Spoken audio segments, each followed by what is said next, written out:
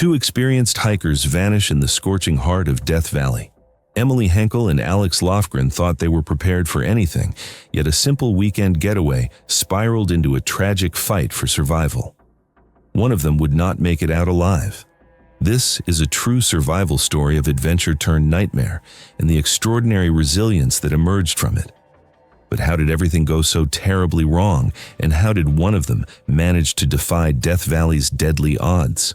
Emily and Alex set out on April 3, 2021, eager to unplug from the world. Both were seasoned outdoor enthusiasts in their early 30s, confident, capable, and craving adventure. Alex, an Army veteran and congressional aide, had a reputation for venturing into isolated wilds. Emily, his girlfriend, often joined him on these excursions, sharing in the beauty and challenges of nature. They departed Helendale, California that morning with plans for a carefree camping trip in Death Valley National Park. Their SUV, a sturdy Subaru Forester, was loaded with water, camping gear, and food supplies. The plan was loose: explore some famous sites during the day, then find a quiet spot under the stars to camp at night. No set itinerary, no reserved campsite, just freedom and the open desert ahead of them. It felt like the perfect escape. As they drove deeper into the park, a friendly park ranger suggested a more secluded camping area off the beaten path. Always up for something different, Emily and Alex agreed to check it out. The ranger pointed them toward Gold Valley Road, a rugged backcountry route known only to adventurous souls. The dirt road snaked into one of the most remote parts of Death Valley. Bouncing along the uneven terrain, they were thrilled. This was exactly the kind of off-grid experience they loved. Their Forester handled the ruts and rocks capably at first, and the couple traded excited smiles as the dusty miles passed by. Little did they know, they were venturing far beyond the reach of cell signal, other people, or easy rescue.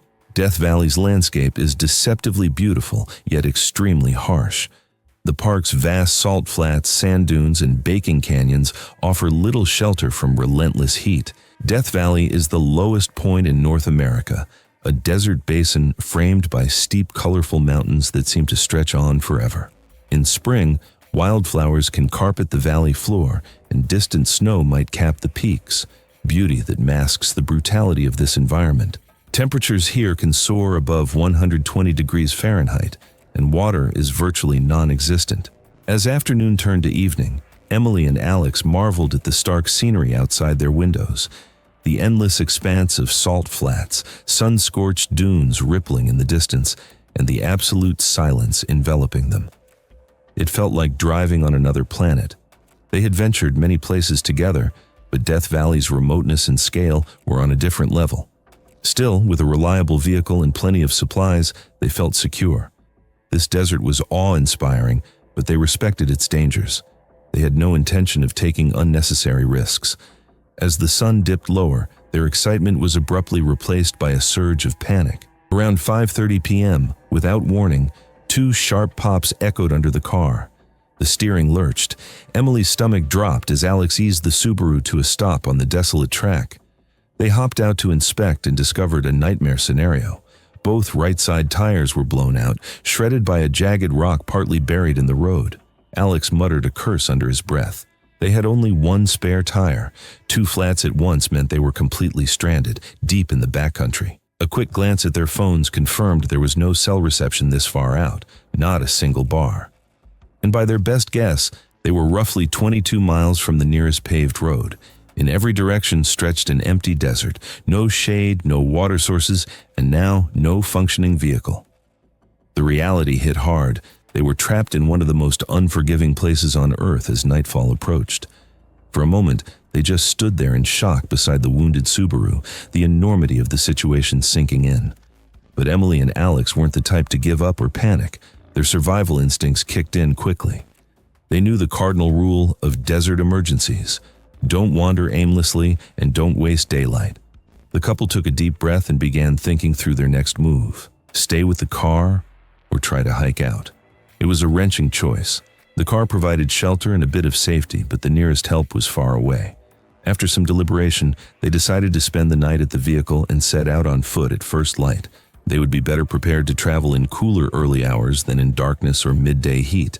That evening, by the fading glow of dusk, They pored over maps and guidebooks, formulating a plan for the following day. Inside the SUV, Emily and Alex methodically assembled a day pack with the essentials. They knew this trek could be life or death, so they packed carefully. Several liters of water, about a 3-day supply between them, a few pouches of tuna for protein and energy, a well-stocked survival kit, other basics like a flashlight, pocket knife, and matches. They dressed in layers for the chilly night and tried to get some rest in the car, but sleep came fitfully. Surrounded by the vast darkness of Death Valley, they felt the weight of isolation. Stars blazed above, beautiful and indifferent. Alex, ever the optimist, squeezed Emily's hand and assured her. They both understood that once the sun rose, the clock would start ticking on the intense desert heat. At 4 a.m., long before dawn, they awoke and readied themselves. In the cool pre-dawn air, they made a critical decision. Instead of trying to walk 22 miles back along the road they drove in, which would be a painfully long slog through unknown terrain, they opted for a shortcut. Their maps showed a more direct route toward civilization, heading toward Mormon Point, an area by the main valley floor through a mountain pass. There was a marked trail in that direction, and if they could reach it and get over the pass, they might find other hikers or at least get closer to frequented areas of the park. It was risky to chart a new course rather than retrace their known path, but it could save precious miles. Time and water were their most limited resources, and this plan offered a glimmer of hope for a quicker escape. Before leaving the car, Emily and Alex took smart precautions. They scribbled a note and left it on the dashboard. 2 flat tires, headed to Mormon Point, have 3 days' worth of water.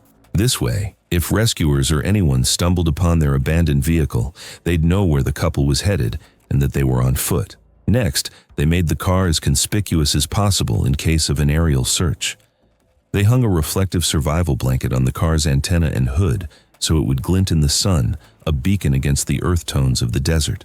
On the ground nearby, they arranged stones into a large arrow, pointing in the direction of their intended route toward Mormon Point.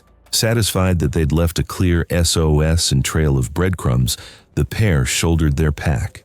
In the blackness of early morning, they set off, guided by headlamps in the faint light of a crescent moon. Hiking under the pre-dawn sky, Emily was struck by the eerie stillness of Death Valley at night. The silence was absolute, broken only by their footsteps crunching over sand and gravel. A faint silver glow lit the desert as the moon hung overhead, casting long shadows behind the couple. Despite the gravity of their situation, there were moments when they couldn't help but appreciate the stark beauty around them. The air was cool, almost pleasant, and overhead, a tapestry of stars slowly yielded to the first hint of daylight. In those moments, Emily allowed herself tiny embers of optimism. They were doing everything right so far.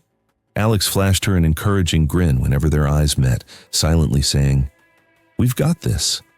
And Emily would nod back. They had no choice but to believe it.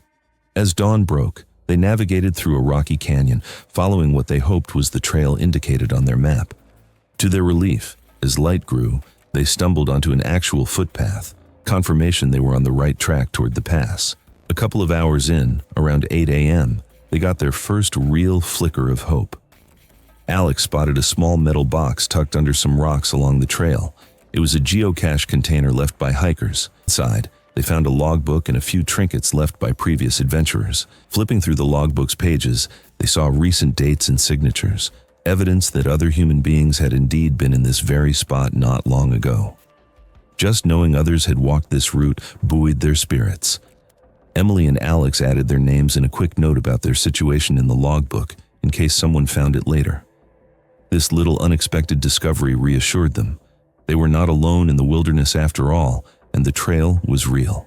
Pocketing a small token for luck, they pressed onward with renewed determination.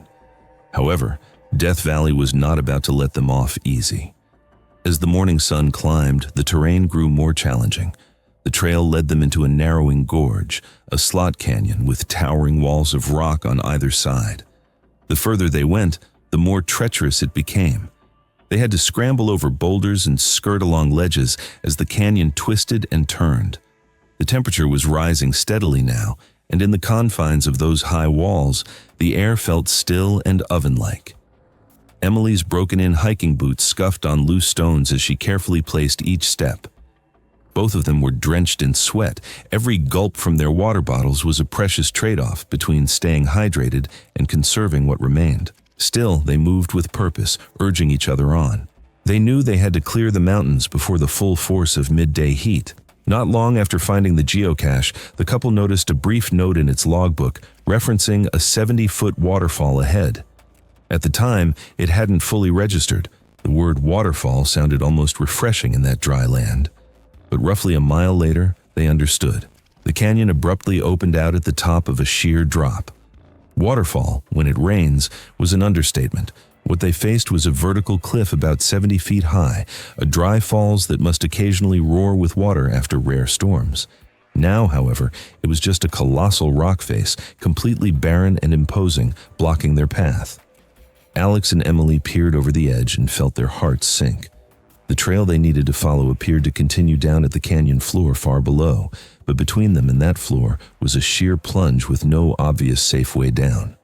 They stood at the brink of this dry waterfall, realizing the gravity of their predicament. Turning back felt like defeat, retracing miles uphill in growing heat with limited water back to a car that still wouldn't be going anywhere. But going forward looked impossibly dangerous without climbing gear. They had no ropes, no harnesses, nothing to safely descend a 70-foot vertical. Emily's voice trembled as she asked, "What do we do now?" Alex's jaw tightened. He leaned over carefully, scouting for any possible way to climb down using natural footholds or ledges in the rock. There were a few juts and cracks that might be navigable. From where they stood, they could not see the entire route down. Perhaps there was a slope or gentler section out of sight. They spent a few minutes searching along the canyon rim for an alternate way around the falls, but found nothing but more sheer walls. The only other option would be to backtrack for hours and try a different route entirely, losing precious time and energy. Emily and Alex shared a long look. This was a fateful crossroads. With limited options and an urgent need to find help, they made the toughest decision of their lives. They would attempt to climb down the 70-foot drop to continue toward safety. It was a moment filled with dread and determination. Alex squeezed Emily's shoulder. "We'll go slow. We can do this," he assured her, masking his own fear.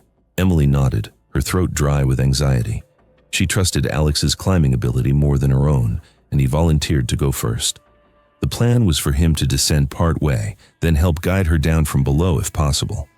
They both knew this was extremely risky, but their calculation was that standing still meant certain doom, while attempting the descent at least gave them a fighting chance. Alex removed his backpack and carefully began inching down the rock face, feeling for footholds. Every move counted. One mistake could be fatal. Emily watched from above, hands trembling as she braced herself against a boulder. "One step at a time," she called out softly, trying to keep her voice steady. "No risks, okay? Take it slow, please." Alex managed a quick, tight smile upward. He moved deliberately, testing each hold. Pebbles dislodged and skittered into the abyss with every cautious shift of his weight. For a few minutes, progress was steady, but then he paused. From Emily's vantage, he looked precariously small against the giant cliff. She could see him feeling around with his boot for the next foothold and coming up empty. The rock surface below him was nearly smooth. Alex craned his neck to look back up at her. "I don't see a safe way down from here," he shouted, frustration in his voice. "I'm going to climb back up." Emily exhaled, realizing she'd been holding her breath. Relief and worry mingled inside her. Getting down was proving harder than expected, but at least he was choosing to come back. Maybe they could find another approach or rethink their plan. She watched intently as Alex started to ascend toward her. He had to climb a bit sideways to reach the last solid handhold he'd used. Emily knelt at the edge, ready to extend an arm once he got close enough. Her heart pounded in her chest as she murmured encouragement under her breath. "Come on, you've got this." Suddenly, Alex's right hand slipped on the rock. It happened in an instant. He tried to recover, scrambling for any grip, but the cliff offered nothing but unforgiving, slick stone at that spot. "I lost my grip," he yelled, his voice bursting with panic. For a split second, time froze. Emily's mind went blank with shock. "What do you mean you— Alex, no!" she screamed, reaching out instinctively though he was far beyond reach. Gravity seized him. In the blink of an eye, Alex fell backward into the void. Emily could only watch in horror as the love of her life plunged 70 feet down the face of the dry waterfall. He hit an outcropping with a sickening thud, then tumbled out of sight onto the canyon floor below. "Alex!" Emily's scream echoed off the canyon walls, a sound of pure terror and anguish that dissipated into the vast desert emptiness. Her entire body went cold. She was shaking uncontrollably, her mind refusing to process what she had just witnessed. One moment he was there, climbing toward safety. The next, he was gone. For a few eternal seconds, Emily was paralyzed with fear at the top of that cliff. Then she forced herself to act. Crawling to her stomach, she peered over the edge, looking for any sign of movement below. The drop was so high and the ledges so jagged that she couldn't see where Alex had landed from her angle. Silence. Then, faintly, she heard a sound that made her heart leap, a groan and the weak sound of Alex calling her name. He was alive, terribly hurt, but alive. Adrenaline surged through Emily's veins. "Hold on, I'm coming!" she shouted down into the canyon, hoping he could hear her. Somehow she had to reach him. She knew time was critical. His injuries could be fatal without help, and he was far out of her sight below a ledge. Emily realized that climbing down the way Alex had attempted was impossible for her, especially now in her panicked state. But then she remembered something. Just before the fall, as they were scouting the cliff, she had noticed a narrow crack in the left wall of the canyon. It was essentially a deep chimney-like fissure, too tight to call a proper trail, but maybe tight enough to brace herself and climb down gradually. Alex had gone down the right side where the waterfall was sheer. This cleft on the opposite side looked like it might offer some handholds if one could wedge inside it. It was still an extremely dangerous route, but Emily's decision was already made. There was no way she was going to leave Alex down there alone, and no way she could forgive herself if she didn't at least try to reach him. Her own safety no longer mattered. Limping and scrambling, Emily made her way around the rim to that left side crevice. The opening was just wide enough for her to fit her body into. Steeling herself, she turned around to face the rock and began to descend into the crack, pressing her back against one wall and her feet against the other. It was like a natural ladder, except the rungs were rough rock edges digging into her skin. She wedged her arms and legs outward to slow her descent, inch by agonizing inch. "Don't look down," told herself, focusing only on each foothold. Sharp rocks scraped her elbows and knees through her clothes. About halfway down, her boot slipped on a loose bit of stone, and for one heart-stopping moment, she nearly lost her hold. Emily froze, heart hammering, dust raining around her. She clenched her jaw and continued. With each downward shuffle, her muscles burned and quivered from strain. Roughly 30 feet from the bottom of the canyon, the crack widened and the walls became too far apart for her to brace effectively. She had reached a dead end in this improvised route. There were no more handholds within reach, and she was still suspended high above the ground. Looking between her feet, Emily saw a small, sloping ledge or shelf directly below her. It might not have been the canyon floor, but it was solid ground she could aim for. She made a snap decision. She would have to jump the rest of the way. Quickly, she shrugged off her backpack and dropped it down ahead of her, hoping it would land first and perhaps soften the impact where she would hit. The pack, containing their remaining water and gear, thumped onto the ledge below. Taking one last deep breath and uttering a desperate prayer, Emily let go of the rock walls. She plunged the remaining distance and hit the ground hard, crumpling on impact. A lightning bolt of pain shot up her legs and through her entire body. Emily gasped and collapsed onto her side. For a moment she was disoriented, eyes watering from pain. She had landed on her feet, and in that instant of impact, she heard and felt a horrifying snap. Her ankle had broken under the force. White-hot agony radiated from her left leg. Emily bit her lip until she tasted blood, determined not to black out. Everything hurt, but she quickly wiggled her fingers and other limbs. Miraculously, aside from the ankle, nothing else seemed permanently damaged. Incredible luck, considering the height of that fall, or perhaps sheer adrenaline shielding her from pain. Gritting her teeth, Emily forced herself up to a crawl, then to a one-legged stand. Alex lay motionless on a small rock ledge about halfway down the overall canyon wall. He had fallen onto this intermediate shelf, which stopped him from plummeting the full 170-plus feet to the canyon floor below. Emily reached his side and immediately saw that his injuries were grievous. He was barely conscious, bleeding, and his limbs lay at unnatural angles. She dropped to her knees beside him, ignoring her own pain. With trembling hands, she checked for a pulse. He had one. faint but present. "Alex, Alex, I'm here," she whispered, tears streaming down her dusty face. He stirred slightly at her voice, eyes half open in a haze of pain. In a barely there whisper, he gasped, You made it. Need to get help." Emily shushed him, brushing his forehead gently. "Don't talk. I'll get us out of this. Just hold on, please." In her heart, Emily already knew the truth. Alex's injuries were too severe. He was bleeding internally. One look at the pallor of his face and the shallow rattle of his breathing told her that time was impossibly short. She cradled his head in her lap, trying to shelter him from shock as best she could. On that ledge, in the middle of nowhere, there was no ambulance coming, no magic button to push for evacuation, only her. And she was injured and completely alone with him. Alex squeezed her hand weakly, perhaps trying to comfort her even now. In a cracked voice, Emily began talking to him, telling him it would be okay, that he wasn't alone, that she loved him. She babbled promises and encouragement, refusing to let him feel fear if she could help it. But within minutes, she felt his grip slacken. A final, shuddering breath escaped Alex's lips, and he fell still. Emily's cries of grief rang out into the empty canyon. She clutched Alex's body and rocked, sobbing.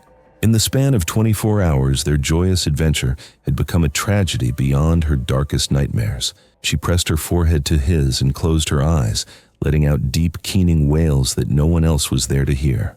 The love of her life was gone. They had come here for an escape, and now she was trapped in hell on earth without him. When the first storm of sorrow passed, Emily was left shivering and broken, physically and emotionally.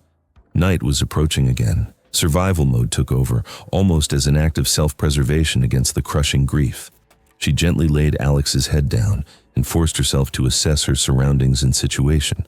In their desperate climb and fall, escape was now impossible. With her shattered ankle and without climbing gear, she could neither go down further nor climb back up the way she came.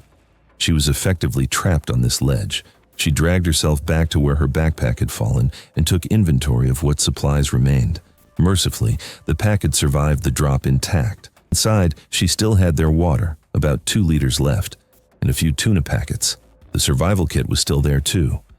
By touch and the beam of her flashlight, she pulled out its contents and felt a glimmer of hope at a crucial item, a Mylar emergency blanket. With shaking hands, she unfolded the crinkling reflective blanket.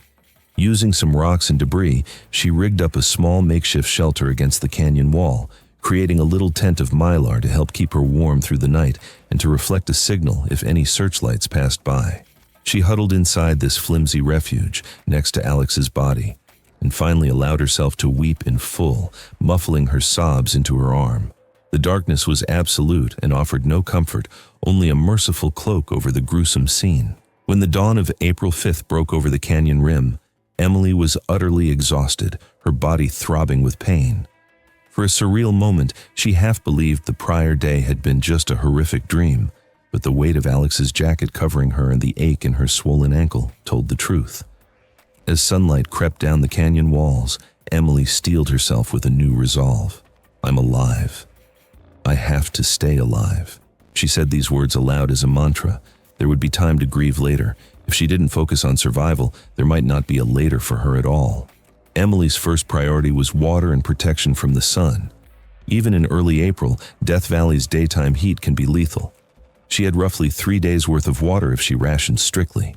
The canyon provided some shade in the morning and late afternoon, but around midday, the sun would blaze directly overhead. She discovered a shallow nook in the rock wall behind some boulders, just big enough for her to crawl into during the hottest part of the day. It wasn't comfortable, but for a few hours each afternoon, that nook mercifully shielded her from the searing sun. With her Mylar blanket, she also devised a way to reflect sunlight away and keep a tiny patch of shade. She established a daily routine. When the sun was at its peak, she would soak a bandana or scrap of cloth with water, drape it over her neck or head, wet her clothes a bit, then lie low in that shaded crevice and wait out the worst heat. Even so, the heat was brutal. Dehydration and sunburn became her new enemies. Her lips cracked and her skin scorched despite her efforts.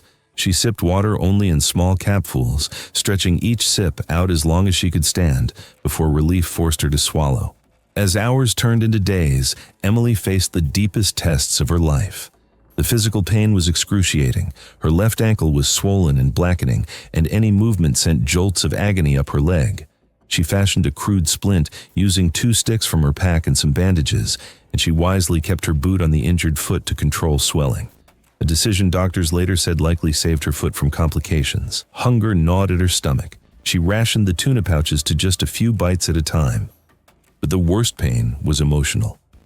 Trapped on that ledge with Alex's body lying nearby, Emily was engulfed by waves of grief and guilt. She talked to him, sometimes out loud and sometimes in her head. She apologized to him over and over for the choice they made to descend. She begged him for the strength to carry on. Every time despair nearly consumed her, some spark of fight flared up inside. No, I will not let this be how our story ends. It was as if Alex's spirit were urging her to live. Unbeknownst to Emily, by April 6th, their families had raised the alarm. When Emily and Alex failed to return as scheduled on April 4th and missed all contact, loved ones knew something was wrong. They alerted the Inyo County Sheriff's Department that the couple was missing in Death Valley. A search and rescue operation was launched on April 7th. Park rangers and volunteers began scouring roads and trails, initially checking popular areas and any place the pair had mentioned wanting to visit. Death Valley covers thousands of square miles, so it was a monumental task to find 2 people, essentially the classic needle in a haystack. What saved Emily's life was the thoughtful clues and actions she and Alex had left behind. Before heading out, Alex had signed in at a backcountry logbook back at the ranger station, noting general planned route and the date they intended to return. This gave researchers a starting point. On April 8th, a breakthrough came. Search teams discovered the white Subaru sitting abandoned on Gold Valley Road, coated in dust and sitting forlorn in the middle of nowhere. The sight of that vehicle must have been eerie for the rescuers. No people in sight, but obvious signs of trouble. Inside, they found the handwritten note Emily and Alex had left. 2 flat tires, headed to Mormon Point, have 3 days' worth of water. This was the critical breadcrumb. Now the searchers knew exactly the direction the couple had gone. Immediately, efforts shifted toward Mormon Point and the canyons in between. Inyo County Search and Rescue, joined by National Park Service rangers, began an air search over the rugged terrain between the car and Mormon Point. Late that morning on April 8th, as Emily sat listlessly on the ledge, she heard a sound that jolted her awake, the distant thumping of helicopter blades. She almost wondered if she imagined it. But no. The hum grew louder. Scrambling as best as she could on one leg, Emily emerged from her shaded nook and looked up. A helicopter appeared as a tiny speck beyond the canyon rim, and the noise echoed between the walls. It was the first man-made sound she had heard in days. Her heart pounded with a mix of joy and desperation. With shaking hands, she grabbed her silver mylar blanket, the best signal device she had, and started waving it frantically. Its reflective surface glinted in the sunlight, a flashing beacon against the brown rock.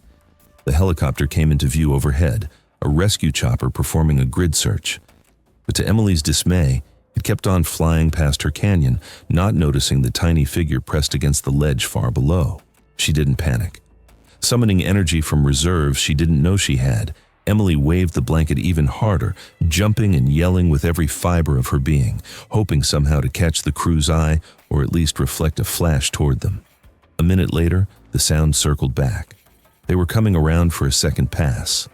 The helicopter reappeared, this time slower and closer. Emily mustered every ounce of strength to continue signaling. Suddenly, the chopper hesitated and hovered.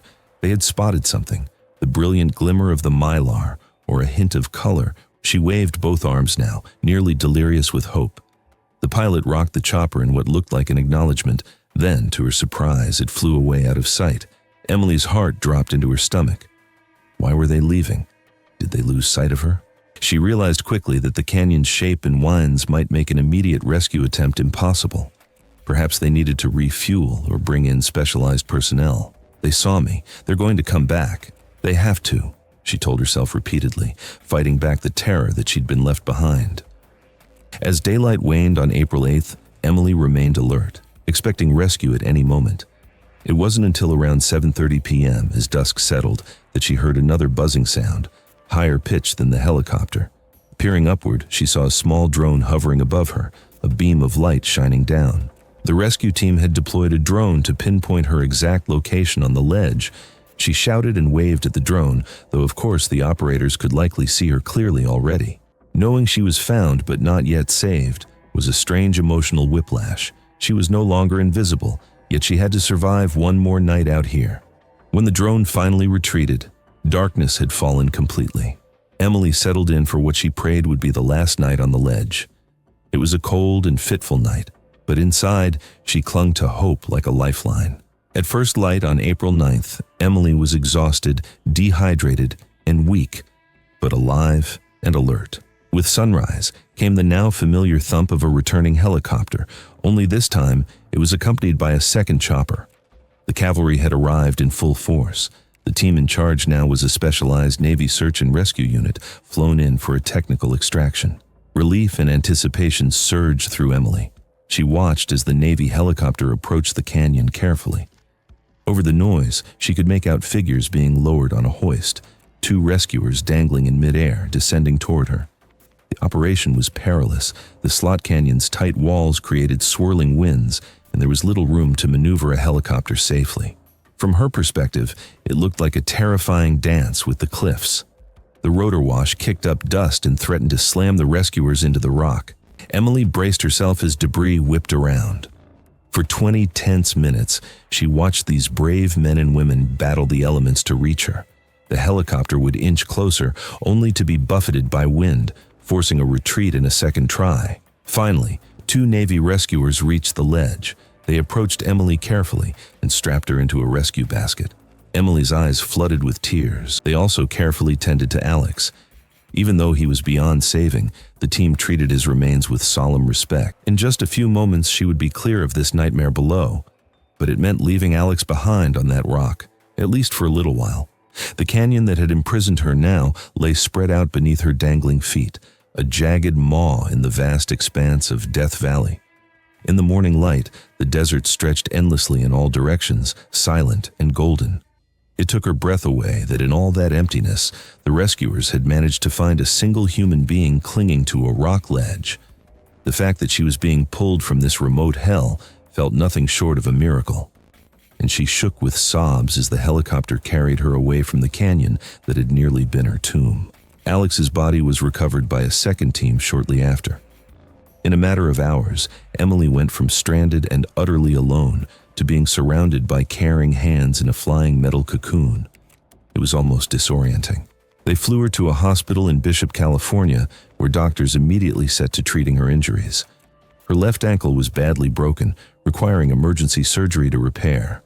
She was severely dehydrated and sunburned, and the doctors marveled at her condition.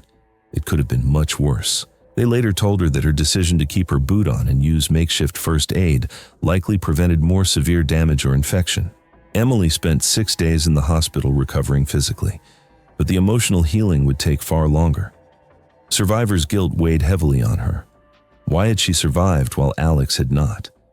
Could she have done anything differently to change the outcome? Counselors and her loved ones reassured her that she had done everything she could.